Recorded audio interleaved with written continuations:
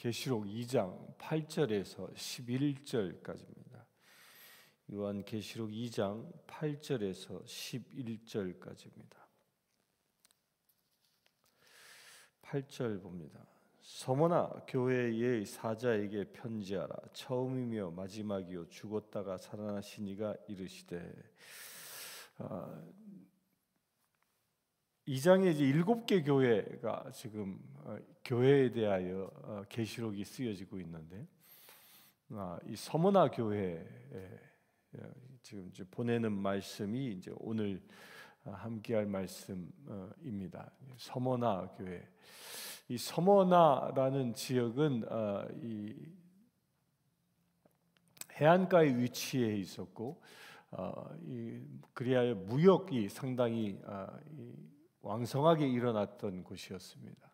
또한 서머나 지역의 특징은 그것은 도미티안 황제를 가장 먼저 신으로 섬기고 도미티안 황제의 신전을 지어서 예배했던 곳이 이 서머나 지역입니다.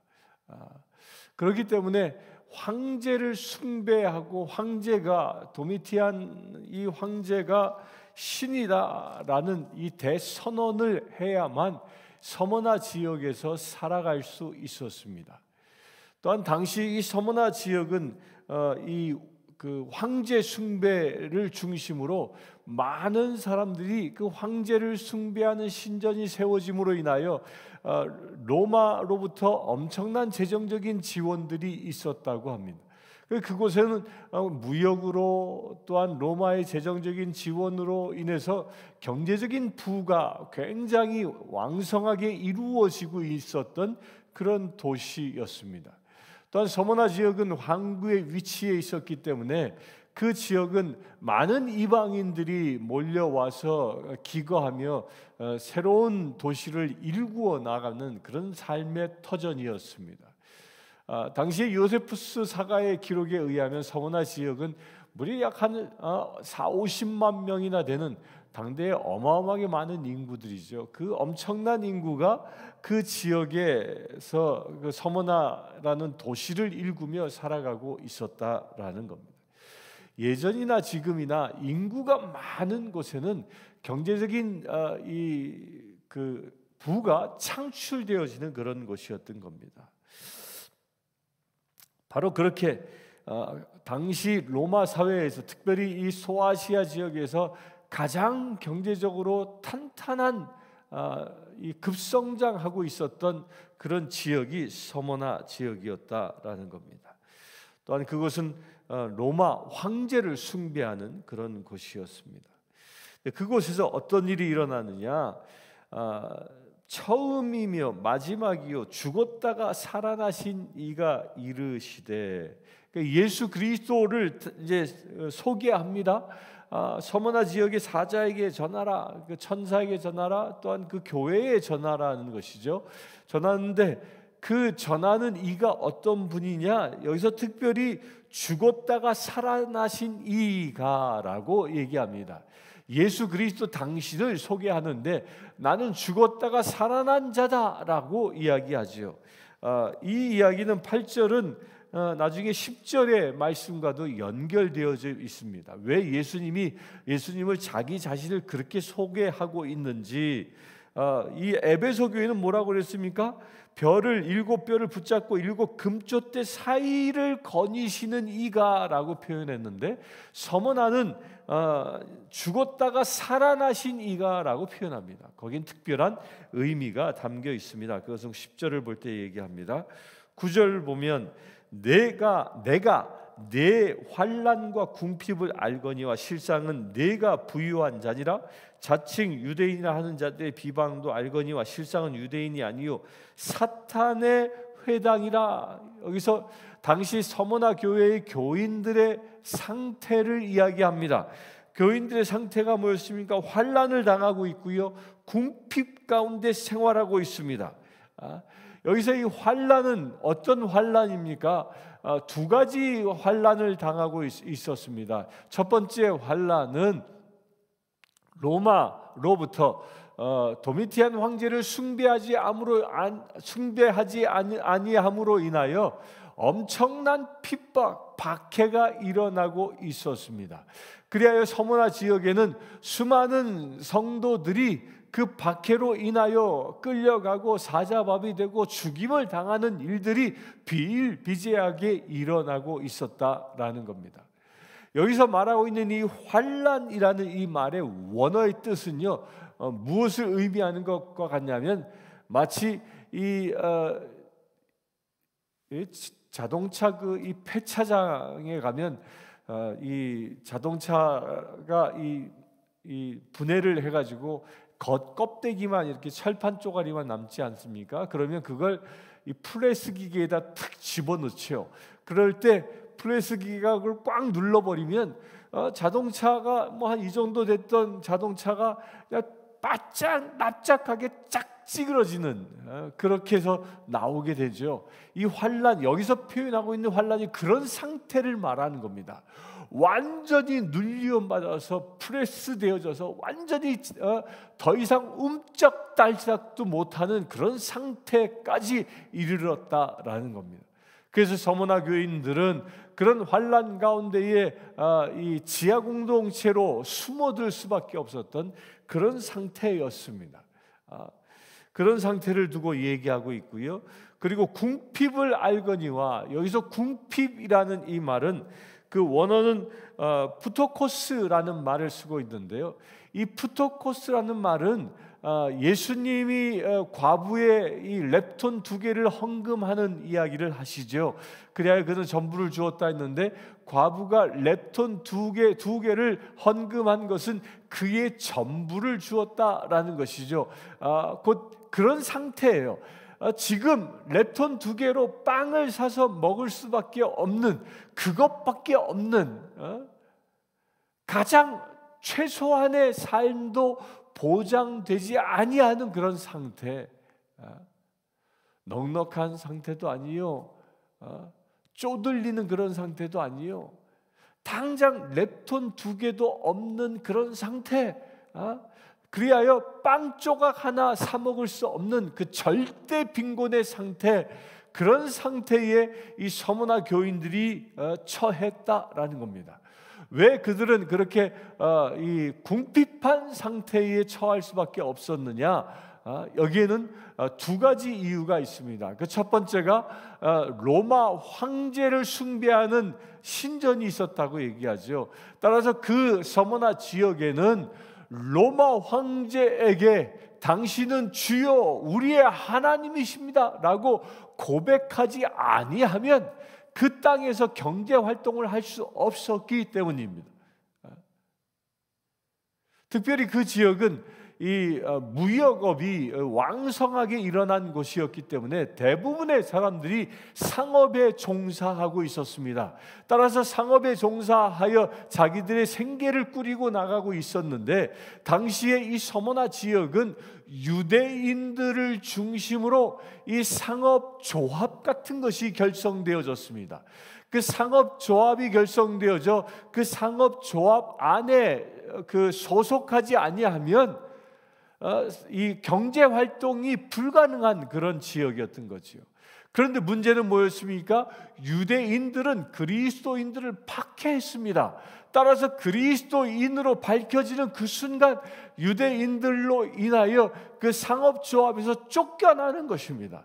따라서 그렇게 상업조합에서 쫓겨나면 어디에서든 상업활동을 할 수 없는, 그 경제 활동을 할 수 없는 처지에 처하고 마는 그런 곳이었다라. 그래야 그들은 궁핍한 생활을 할 수밖에 없었던 것입니다. 그럼 여러분들 한 가지 질문이 들죠. 아니 유대인들은 유일신 여호와 하나님을 섬기는 자들인데, 그럼 그들은 어떻게 도미티안 황제에게 그들은 절하고 숭배함으로 인하여 숭배하고 그런 상업의 권한을 인정받았느냐? 그렇지 않습니다. 당시에 이 시대, 이 서머나 교회가 세워지는 이 시대는 로마에 의하여 예루살렘이 이 멸망당한 그 이후입니다. 예루살렘이 AD 70년에 멸망당하고 이 서머나 교회의 편지를 쓰고 있는 이 시점은 AD 약 90년에서 100년 사이 그런 시기에 쓰여지게 되죠. 그런 시기에 곧 이 사도 요한이 약 90세가 넘은 그런 시기에 쓰여지는 그때입니다. 약 100년경의 그 시대입니다. 그 시대인데 그때는 어떤 시대입니까? 이미 디아스포라 되어진 유대인들이 로마 전역에 뿔뿔이 흩어졌는데 유대인들이 잘하는 게 하나 있습니다. 무엇을 잘합니까? 그들은 솔로몬 시대 이후부터 무역업에 종사하는 사람들이 굉장히 많았습니다. 따라서 그들은 장사에 아주 뛰어난 귀재들이었던 것이죠.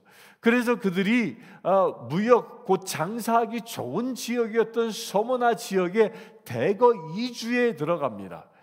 그런데 문제는 로마 사회가 그들을 예루살렘에서부터 각기 다 흩어 보내면서 유대인들에게 허락한 것이 하나 있었습니다. 무엇이었습니까? 그들에게만 종교의 자유를 허락합니다. 따라서 그들은 도미티안 황제를 숭배하지 않아도, 황제가 하나님이다라고 고백하지 않아도 장사할 수 있는 권한을 주었던 것입니다. 그것이 로마가 유대인들을 다스리는 정책이었던 겁니다. 유대인들은 그렇게 유일신 하나님을 섬기는 일을 박해하면 큰일을 일으킨다라는 것을 이미 그들은 그 헬레니즘 시대 때 깨달았기 때문에, 알렉산더 대왕 시절 때 이미 깨달았기 때문에 그렇게 종교의 자유를 유대인들에게 허락했던 것이죠. 그래서 그들은 도미티안 황제에게 제사하지 않아도 경제적인 활동이 보장되어졌던 것이죠.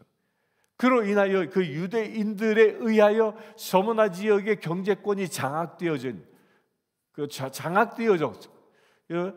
경제권이 장악되어졌기 때문에 그 회당에 속하지 아니하면 그 땅에서 경제 활동이 불가능했던 것입니다.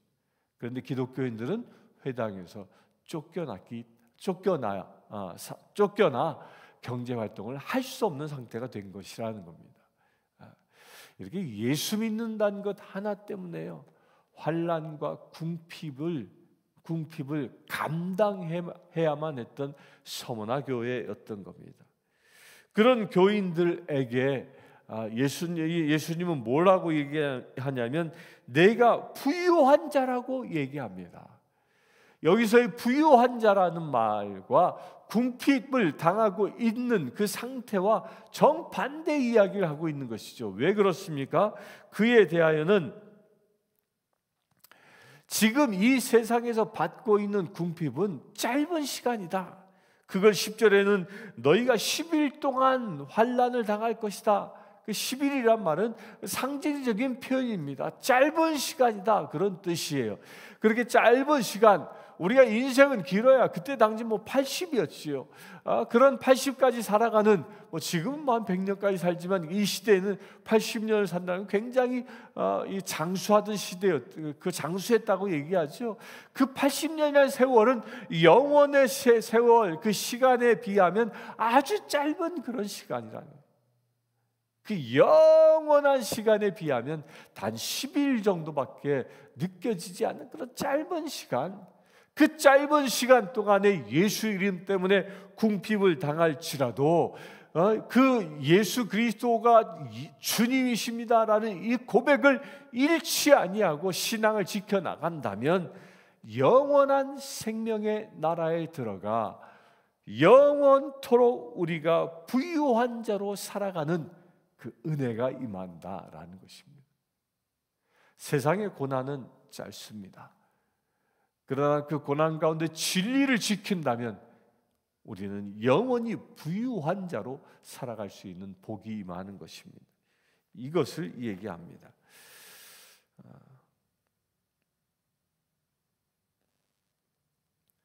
10절 봅니다. 너는 장차 받을 고난을 두려워하지 말라. 볼지어다 마귀가 장차 너희 가운데 몇 사람을 옥에 던져 시험을 받게 하리니 너희가 10일 동안 환난을 받으리라. 내가 죽도록 충성하라.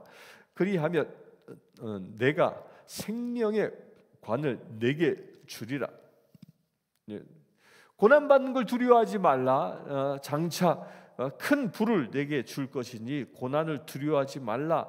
마귀가 장차 너희 가운데 몇 사람을 오게 던져 시험받게 하리라. 실제로 이 일은 일어나고 있었습니다. 지금 계시록이 쓰여지고 있는 이 시점에도 박해가 일어났고요. 또한 이 계시록이 쓰여진 이후에 이 당시에 이 계시록이 쓰여지던 이 시대에는 이 서머나 지역을 다스리고 교회를 목양하고 있었던 사람이 폴리갑이라는 유명한 교부입니다. 그 폴리갑은 로마에 의하여 체포당합니다. 86세의 고령에 그는 당하여 순교당하는 사람이 됩니다. 그 폴리갑이 순교당할 때 유명한 일화가 있죠. 로마 당시의 폴리갑은 인품이 아주 뛰어난 사람이었습니다. 그리하여 그는 교회 안의 교부로 지도자이기도 했지만 당시 서머나 지역에 믿지 아니하는 사람들도 그는 훌륭한 인품의 소유자다라고 인정받고 있었던 그런 사람이었습니다. 그래서 로마 군인들이 그를 회유합니다. 어떻게 회유하냐면 당신이 도미티안 황제가 하나님이다 라는 말을 더듬말고 딱 한 번만 하십시오. 딱 한 번만 한다면 당신의 목숨을 살려주겠소 라고 회유합니다. 그러자 폴리갑이 아주 유명한 이야기를 하지요. 그래요. 그럼 내가 2시간 동안만 기도해보고 대답하겠소 라고 2시간의 기도 시간을 얻습니다. 그리고 그는 그 자리에 무릎을 꿇어 하나님 앞에 2시간 동안 기도하고 일어섭니다. 그리고 놀라운 이야기를 하지요. 뭐라고 얘기하냐면 첫 번째로 예수님은 만왕의 왕 주님이십니다. 예수님만 주님이십니다. 두 번째는 그렇기 때문에 그 예수 그리스도가 나의 주님이심을 믿어야 합니다. 당신도 또한 믿어야 합니다. 라며 로마 군인에게 전도합니다. 그리고 세 번째, 그를 믿지 아니하면 저 불못에 던져지는 어마무시한 형벌을 받게 될 것입니다. 라고 선포합니다. 그리고 이어서 이렇게 얘기합니다. 내가 도미티안 황제를 하나님이라고 고백하라고요? 아닙니다. 내가 섬기는 나의 주님 되신 예수 그리스도는 내가 지금 86년 동안 살아가면서 단 한 번도 나를 떠나지 아니하고 나를 동행하시고 나와 함께 하셨는데 내가 어찌 그 예수님을 한 번이라도 부인할 수 있겠습니까? 라고 합니다. 그리고 그는 스스로 불태워져 죽임을 당하는 화형장에 스스로 걸어갑니다. 이런 환란이 그 교회 안에 강력하게 밀려들어오고 있었던 것이죠. 그런데요, 그러면서 뭐라고 얘기합니까? 그런 환란은 10일 동안 환란을 받으리라. 짧은 시간 동안이라는 겁니다. 그러나 그 환란을 어떻게 받으라고 합니까? 내가 죽도록 충성하라. 여기서 죽도록 충성하라라는 말은 뭐냐면 죽도록 일하라 이런 말은 자기의 힘을 다할 때까지 일하라 이런 뜻이지만 실제로 여기에서 말하고 있는 죽도록 충성하라라는 말은 내 생명을 바쳐서까지 충성하라. 누구에게? 예수 그리스도에게. 그리하면 내가 생명의 관을 내게 주리라 라고 말합니다. 여기서 생명의 관은 무엇이죠? 여기서 생명의 관은 화관, 월계관을 얘기합니다. 이것은 당시에 운동 경기를 하죠. 운동 경기를 하면 마라톤을 하던 또 레슬링을 하던 이런 운동 경기를 그때 당시에도 했었습니다. 마치 올림픽과 같은 일들이 있었던 것이죠. 그때 우승자에게 월계관을 씌워줬던 것을 의미합니다. 그 승리하는 자는 그런 운동 경기에서 승리한 사람이 받는 그 화관을 승리한 사람이 화관을 받는 것처럼 죽을 때까지 충성하면 하나님께서 승리의 월계관을 우리에게 주신다라는 겁니다. 이 말은 다시 바꾸면 이런 것입니다. 우리가 이렇게 생명의 관을 받는 그 생명의 관을 어떻게 받을 수 있느냐? 내가 죽을 때까지 내 생명을 다하여 주님께 충성하는 자가 생명의 월계관을 받는다라는 겁니다. 여러분들, 생명의 월계관이 무엇입니까? 여기서 그 관을 그냥 단순히 화관, 월계수가 꽂혀 있는 그런 화관으로 얘기하지 아니하고 생명의 관이다라고 표현하는 것은 무엇을 얘기합니까? 내가 죽도록 곧 순교하기까지 충성하면 그 너의 순교의 피로 인하여 수많은 생명들이 결실을 얻게 된다라는 겁니다. 대한민국이 역사상 유례를 찾아볼 수 없을 만큼 엄청난 부흥을 단기간 내에 경험했습니다. 약 120여 년 정도밖에 되지 않는 기독교의 세월을 그 역사를 가지고 있지만 엄청난 영향력을 가진 이 국가로 또 교회로 성장했습니다. 지금도 전 세계에서 두 번째로 많은 선교사를 파송한 국가입니다. 제1위가 이 미국 땅이죠. 그런데 미국보다 더 많은 것이 무엇인지 아세요? 미국의 선교사들이 파송되어져 가 있는 나라 수보다 더 많은 나라에 대한민국 선교사들이 가 있습니다. 거의 들어가지 아니하는 나라가 없을 만큼 선교사들이 들어가서 그곳에서 목숨을 걸고 복음을 전하고 있습니다. 이런 놀라운 역사가 어떻게 가능했습니까? 조선 마렵에 엄청난 박해를 받으면서 수많은 사람들이, 선교사들이 그 조선 한반도 땅에서 피 흘려 죽음으로, 그 죽기까지 충성함으로 인하여 그들이 흘린 피 흘림, 그 피 흘림의 결실이 이렇게 수많은 전 세계 세상 열방까지 복음을 전하고 또한 대한민국의 부흥이 일어나고 그 부흥의 힘으로 전 세계에 복음이 전해지는 놀라운 역사가 일어난 겁니다. 곧 수많은 사람들의 죽음의 피가 대한민국의 부흥을 일으키는 놀라운 역사를 일으켰다라는 것입니다. 죽도록 충성하는 곳에 생명의 면류관이 얻어지는 것입니다.